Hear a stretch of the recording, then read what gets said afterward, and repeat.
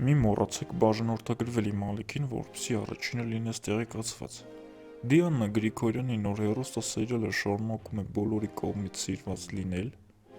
Այսօր չափազանց կարևոր սերիալ է լինելու։ Գրիշան եւ Լեոն կռվում են ու պատմությունը նորից կրկնվում է։ Հեռուստադիտողը եւ հետևորդները ասում են, որ Լեոն չի մահանում, գոյամարտ ինստագրամյան էջում վիդեո է տեղադրվել, որտեղ Լեոյի գլուխը վիրակապված է, ինչ եք կարծում հարգելի հեռուստադիտող, արդյոք